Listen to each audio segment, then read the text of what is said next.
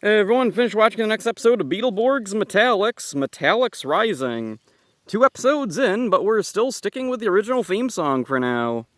Nano and Roland's mom are fixing a flat tire. They were out looking for the kids. Suddenly, they hear an alarm. It's from the nearby prison.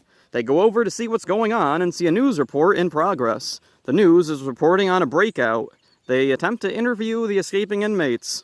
Inside, the Beetleborgs stand by, unable to stop Nukas and his gang. Nukas brings a couple of new monsters to life, the Dregs. Art makes it in and begs his brother not to help Nukas. Les doesn't listen, and the Dregs lock him in a cell along with the kids. Jo uses her super strength to open the door. They go back to Hillhurst and find Flabber almost melted away. Les Fortunes finds Zoom Comics and Nukas follows him in. Roland's mom is there and calls the police. Art finds them and once again tries to convince his brother not to work with the bad guys, but Les just teleports away with Nukas. At Hillhurst, the kids find a goofy spell in the spellbook. They don't think it'll work, but it does. Flabber is back. Nukas leads Les to a cave with drawing supplies. Why is this here? How does Nukas know about it? An establishing shot then reveals this is the crypt in the cemetery. Why does it look different than the Magnivores base? Les begins to draw a new weapon for Nukas, the worm tank. Meanwhile, at Hillhurst, Art finishes up drawing new Beetleborg powers for the kids. Wolfie suddenly sees Nano on a TV that's not turned on yet. What?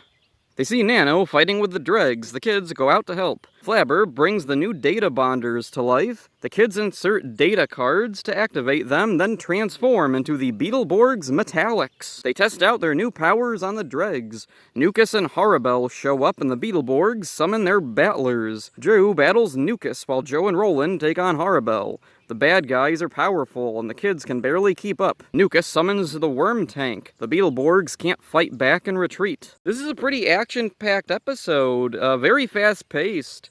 Nano finally makes a comeback, very welcome after so much change recently. Art and Les get to interact a bit, but we don't get anything super deep from either of them.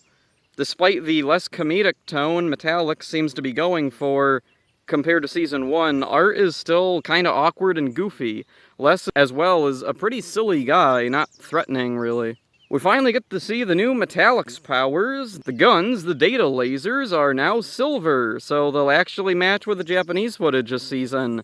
Unless Beeffighter Kabuto had purple guns, that would have been ironic. The new Metallix suits are cool, but less iconic than the originals. They're shiny and new, but I think if Beetleborgs had stuck around long enough, they would have eventually gone back to the Season 1 suits.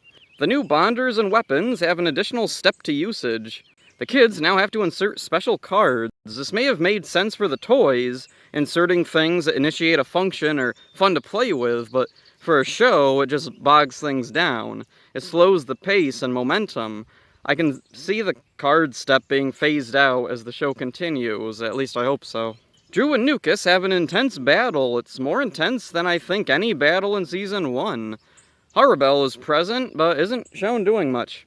Vylor, for whatever reason, doesn't take part in the battle. Instead, he can be seen at the crypt watching Les draw over his shoulder. This is probably my favorite thing any of the new villains do so far. It's kinda cute, Vylor watching Les draw and giggling to himself. The Dregs make their debut. I'm not sure why Beetleborgs needed foot soldier type monsters. The first season had the Scabs, but they were barely present and only played a relevant part maybe twice. The Dregs remind me a bit more of the maggots from Masked Rider. There's 3 of them, and they're more monstery than the typical Saban foot soldiers. One of the Dregs had an afterlife as the barkeeper of the Onyx Tavern in Power Rangers.